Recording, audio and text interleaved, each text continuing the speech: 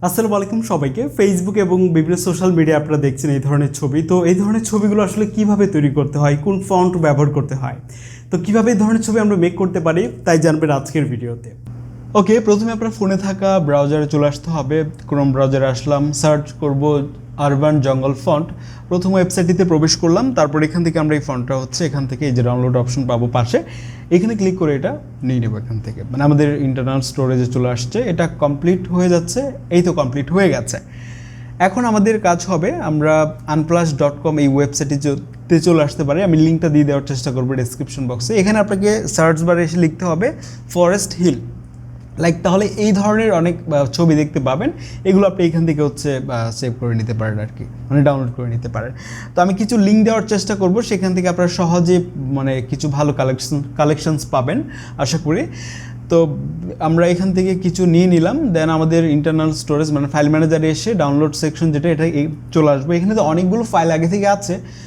Urban জঙ্গল যেটা আমরা ডাউনলোড করলাম, ক্লিক করব, তারপর এখান থেকে আমরা কপিতে যে আলাদা একটা ফাইলে নিয়ে যাব যেন আমরা সহজে পাই। ক্রিয়েটরে ক্লিক করে ক্রিয়েট ফোল্ডারে ক্লিক করে নতুন একটা ফাইল তৈরি করব যেন আমরা সহজে পাই। font44 নাম দিলাম, তারপরে এখানে আমরা এটা পেস্ট করে দিলাম। ওকে, এখন আমরা এখানে ক্লিক করলে তারপর এখানে এক্সট্রাক্ট অপশন পাবো, এক্সট্রাক্ট করে নিব। আর যদি এই ফাইল ম্যানেজার দিয়ে না হয় আপনার ফোনের, তাহলে জেট আর্কাইভার এই অ্যাপটা ব্যবহার করতে পারেন। এই ফাইল ম্যানেজারে এসে একই জায়গায় এসে ক্লিক করবেন, তারপর এক্সট্রাক্ট হেয়ার অপশন পাবেন, এটা এক্সট্রাক্ট হয়ে যাবে জিপ ফাইলটা। এরপর পিকচার এডিটর মানে পিক্সেল অ্যাপ যেটা আগে ছিল, এই অ্যাপটা আমরা ওপেন করব। তারপর এখান থেকে 3 ডট যে মেনুটা আছে এখানে আমরা ক্লিক করে দিব।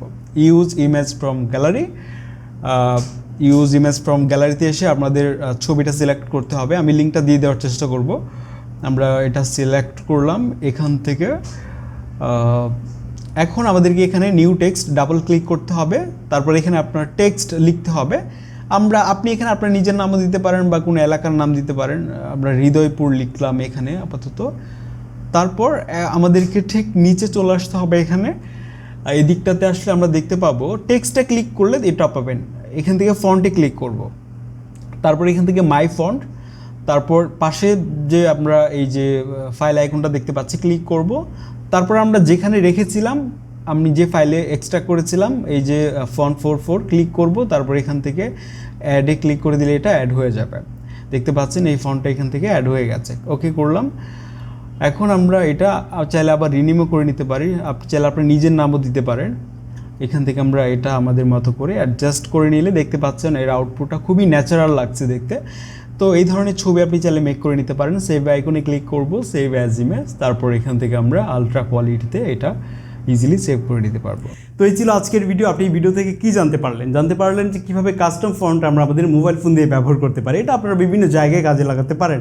এতক্ষণ আপনাদের সাথে ছিলাম আমি আদনান হাসান। খুব শীঘ্রই কথা হবে আপনাদের সাথে পরবর্তী ভিডিওতে। আসসালামু আলাইকুম।